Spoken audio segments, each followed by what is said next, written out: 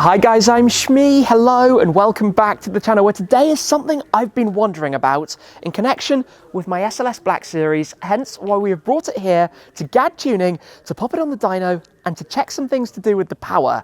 Now the Shmuseum guys, Tom and Brad, recently came out here with the C63, did an upgrade with the filters, Dyno Run of this, got some interesting feedback, but today is all about that car. Now, if you'll remember, when I bought it in early 2020, buying one of my dream cars to add to the Shmeemobiles, we went about the complete respray. We did the full RENNtech R1 package upgrade at Opus in Germany, but prior to doing the upgrades, which include the headers, the sports cats and the tune, we popped it for a stock dyno run and were surprised to find out it was almost 50 horsepower down on what the car claims. You'd always expect a little bit, but perhaps not that much. Well, since then, obviously, I've driven it about 15,000 miles. It was about 7,000 back at the time. We've recently done a full top-end rebuild of the engine, including new tappets and new other components within the engine itself. And today, I'd like to find out how it's actually getting along. So we're going to pop it onto the dyno here at GAD to give a bit of a stock run to see what the numbers reveal. Then we're going to be installing some new BMC Air Filters onto this, exactly as we did with the C63, do another run to see the improvement. Then the guys at GAD are going to work their magic to see what improvements they can get out of it as well, to give a bit of a read of everything and to see where we end up. So I think this is going to be fascinating. I'm not expecting it to make completely back up to stock, but it'll be intriguing to get the numbers. So let's do this. They only made 350 of these, basically taking the regular SLS, making it wider, giving it more power, a better suspension system with learnings from the SLS GT3 race car. And while to many it might be an investment kind of thing, for me this has always been a car that I wanted to drive, and I have driven it a lot. When I bought this car, it had about 6,500 miles, 10,500 kilometers. It now has over 22,000 miles, about 35,000 kilometers, and my word, has it been enjoyed. Now, as well as talking about the power in just a second, I want to show you in the boot here the things we're going to be installing today. We have the set of BMC air filters. We'll dive more into these when we're ready to fit them in a little bit. We also have the replacement splitter guards. Now, I've changed these a few times, as you might have seen in the earlier videos, because one of the fairly unique problems I have is that if you drive this car on the Nürburgring, when you go through the carousel, it leans over just enough that it cracks the plastic under the front splitter on the right-hand side, and I've now managed to do the left-hand side as well. So we've got some new pieces there to install. But let's talk about the power, because this has been the really confusing thing, I think we can say. And the first thing I'm going to do is just pop open the bonnet. We've got these amazing gull-wing doors. Pull the lever down here and come and take a look at the 6.2 litre naturally aspirated V8, which on paper officially makes 631 horsepower and 635 newton meters of torque. However, what surprised us was when we did that first dyno run. I'd driven it probably 1,000 more miles at that point when we went over to Germany. And you would always expect a very big naturally aspirated lump like this to read a number slightly down on stock power. Maybe you'd get 600, something like that. But in fact, our first run came in at 582 horsepower, so down 49 on standard.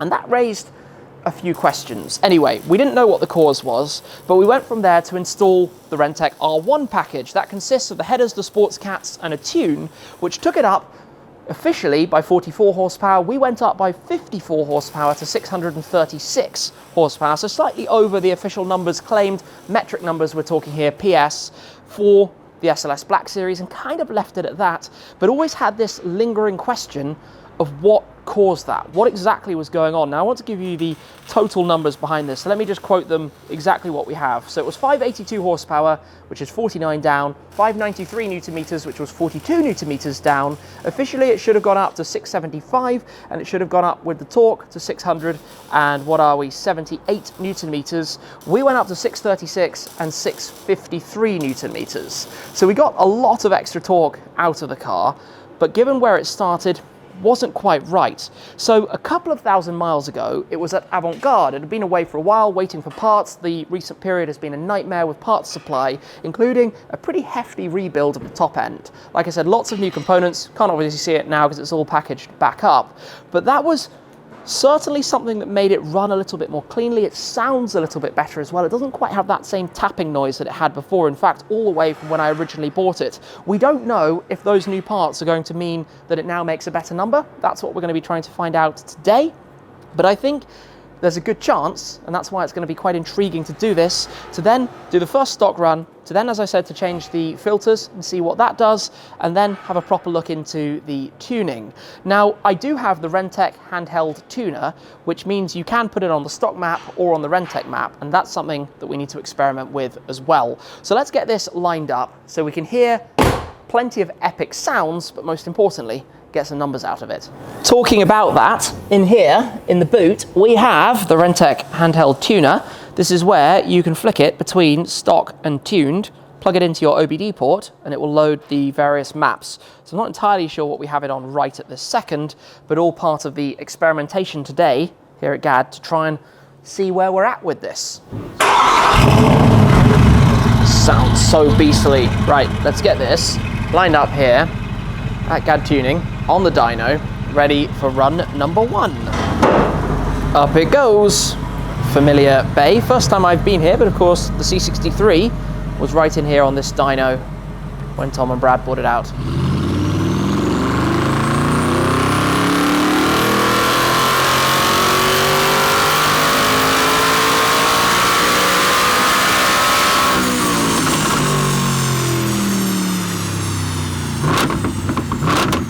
We're here then, first run down. We're joined by Ant from GAD. How are you doing? Yeah, good, thank you.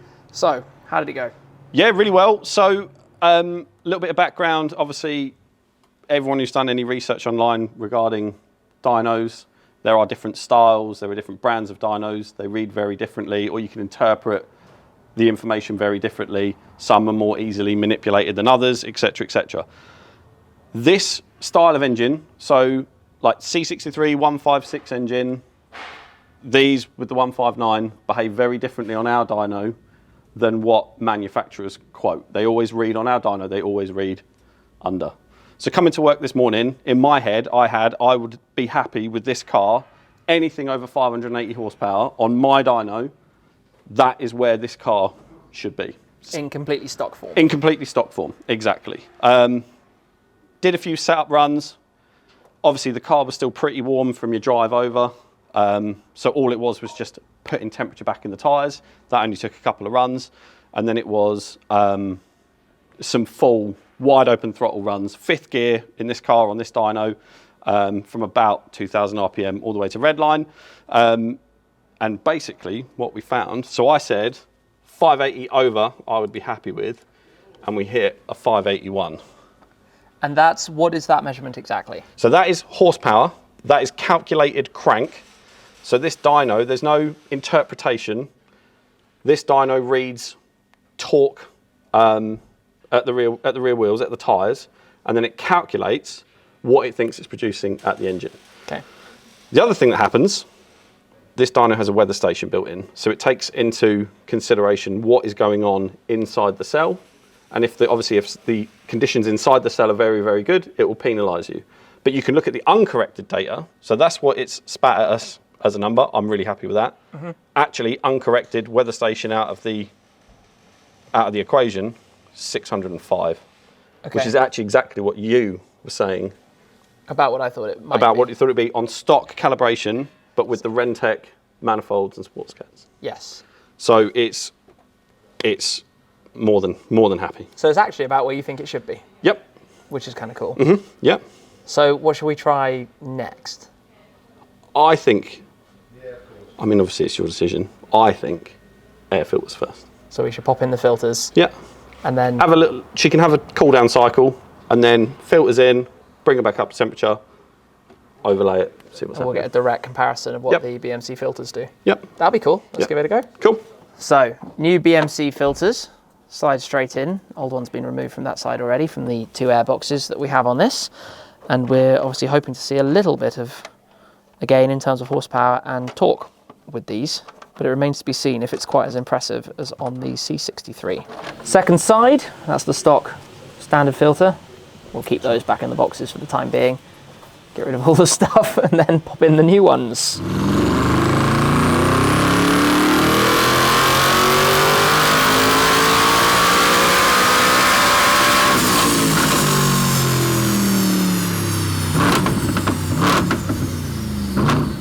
seriously. I'm hearing excited noises here. So what was it? 581. Yeah. 581. Yeah, that's where we were before. Warmed her back up. It's like, wait for it, secrets. 590. Okay. 9 horsepower. Yeah. What's that? 7 newton meters of torque. Yeah. Ran her again. Okay. 603. No, really? 696. Look at that. So you've pulled 19 newton meters There we go. and 22 horsepower. And look at where all this extra torque is. Everywhere. All the way through. Everywhere.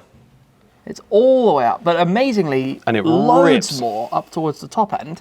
6,000 RPM or so. Well, you think that's where the engine's trying to draw in as much air as it can. Yeah. So if you're then reducing the restriction of that air coming in, it's asking for it, and it's getting it.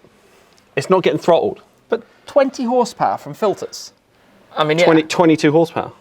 But from filter change. Yeah. That's insane. Look. It's 676. literally just under 19 newton meters. Sorry, Yeah. just over 19 newton Just meters. over, yeah. So about 20 newton meters. That's ridiculous. Uncorrected. Remember Yeah. we were talking about corrected, Yeah, of course. uncorrected. 605, Yeah. 615, 627. I mean, so we're So where we should be. Right where it should be. Spot on. Yeah. Absolutely spot on. How epic is that though? And that's with stock tune. Yep. That's huge. Mm-hmm. I was expecting, like, if we were lucky, we might see 10 horsepower. Mm-hmm. More than doubled that. Well, we did a bit of a test with Gary out the front with the GT63S. Yeah. He came in just for air filters. I've known him for ages, but he watched the Black Series, the 63 Yeah, with the Black C, Series video. yeah. And we just did an air filter change on BMCs, Yeah. and that picked up 5 horsepower, 7 newton meters. Which is what you'd expect from a filter change. Yeah. Obviously, that's a twin turboed engine, quite a different setup. Yeah, but look at, like, it just picked it up. It's crazy. Extra power the way through. It's amazing how much that improves flow. Which is why, ever since that first, I sent a set out this morning. Since that, your Black Series That's video on really this cool. museum, we get calls all the time for BMC Air Filters. That's really cool. I Because- mean, proof's in the pudding. Well, exactly. So most people go off of their advertising blurb. yeah. So when you actually see someone independently test it, well, I mean, what more proof do you want?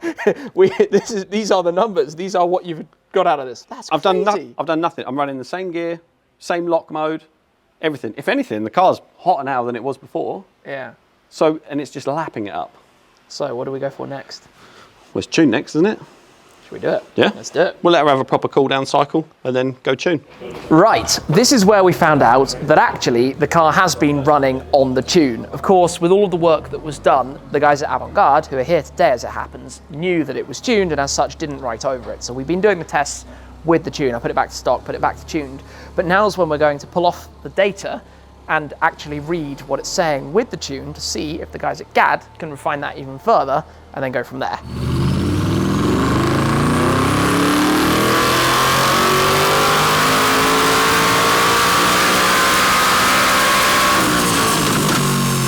Can you explain what's been going on now? So Tim obviously gave us the go-ahead to retune what had previously been done with the RENNtech module from a few years back from the guys who are now Opus. So after putting the calibration back on, we found the car started intervening a little bit. There was a little bit of ignition pull. We can see the cam wasn't quite happy with the changes. We ran diagnostics on the car. We saw that actually the car physically, it wasn't the car intervening, it was just, it wasn't happy with everything that was going on the tune. So it pulled back a little bit. We took it back to the drawing board and improved on the RENNtech tune. So obviously originally, We've got to hide the numbers. hide the numbers, there we go. Hide the new numbers. So we had 581, that's Yeah. where we started. Then, first run after the BMC's 590. Second run, just because I thought, let's run it again with the BMCs, we hit 603. After recalibrating and making sure the car was happy all the way to the red line, we found another 20 horsepower. So to round that out. And not a huge amount of extra torque, but it's clearly more everywhere The car is a lot more, all the way through. It is all the way through. So it is all the way through. So what we rounded, it's 624 horsepower now. Yeah, 704 newton meters. This space between here and here in the tuning game, we call it the delta, the gain, basically. You can see from here earlier on when we were changing things like filters, it was pretty much staying the same until the car was obviously requesting this is more 5,000 air. RPM. Exactly, more air, and then the BMC's allowed it to have more air through ignition manipulation, and obviously a lot of it's camming on these. You can just pick up power everywhere in the rev range. Yeah, all the way through. And the torque, I mean, we're looking at significant steps above. And what's quite interesting here is how it's so consistent all the way, right? From it's really just over 3,000 to exactly, where are we? really nice and flat. That's what you want. Power, in an ideal world, power, you want it just to keep climbing. That's what you want. Torque, you want it as flat as possible. When torque is flat, the car's making power. When torque starts tailing off, that's when horsepower starts flattening. Yeah. So you see it quite aggressively in turbocharged cars. It'll be on the way to making loads of power, but naturally you have to get the turbos to wind back. They can't just keep making boost forever. Yeah. So obviously turbocharged cars, usually you see them falling off at the end. Torque is the same. You'll get a nice chunk of torque very early, and then it has to tail off quickly. But that's just the physics of the engine. And naturally aspirated engines, pretty much, that's why F1 cars used to rev to God knows how many thousand RPMs. Because the more it revved, the more power it made. That makes sense. So 624, I know this will be the question asked, given they claim 631 PS from factory. 624, this is the corrected number. Uncorrected was knocking on the door of like 650 horsepower. Yeah, so we are above what you should be. That is absolutely where I would expect a tuned one with these modifications. Perfect. And the car, well, you guys all heard it. I was giving it hell, like hell, and the car was lapping it up. No issues with temperature. No issues with temperature on the exhaust. Nothing. Yeah, because we put in all of this, well, Avant-Garde put in all of this heat shielding. Yeah, and it's working perfectly. Yeah, so this is now what we should say where it should be. We're a little bit above stock, thanks to the headers, the sports cats, and the tune that you've now updated on it, and the filters. Yeah. So about where we should be, a little bit over stock, not crazy, but basically all the previous wrongs have been righted. Yep. And it's now... It's running beautifully. As it should be. As it should be. Super exciting. I mean, this is really cool to have seen and to have gone through the various stages. So all I can say is thank you for your work. You're welcome. You're welcome. Amazing. And I printed it off for you. I will definitely be keeping You can take that with you. Here's one to take home. Well, the good news is that we're back to where we should be. This has been the question for a long time now, but having gone through these runs, 624 horsepower with the results that we have here for the setup on the car, obviously with the new BMC air filters as well, considering NA engine, this kind of dyno setup, and it gets very complicated when you're looking at different dynos with crank power, wheel power, different setups, calibrated versus not calibrated, different weather conditions, etc. Obviously, this is to give us a comparative to where the car is officially claimed, the 631 horsepower, metric horsepower that it would officially quote, the 624 that we have today equating to 650 something for a direct comparison, a little bit up from stock where you would always expect stock to sit a little bit below anyway due to the nature of the engine, this kind of era. Obviously, it's been a question on a lot of people's minds for 2 years or so now, but the good news is we have the answer. So it's a huge thanks to Steve and the team at Avant-Garde for all of their work to go through the rebuild, and obviously there were lots of different components, delays, hard to find different things along the way. It took a lot, but also, of course, to BMC for the filters, to Ant for all of his work today, to go through the dyno runs and to do the final calibration, to find that missing power. It's back, the SLS is running at full strength. I guess that means it's going to be time to take it to go and do a few more runs and drives and things down the line as well. For now though, thank you very much for your support as always, guys. That's it for this time, and I'll see you again very soon. Cheers!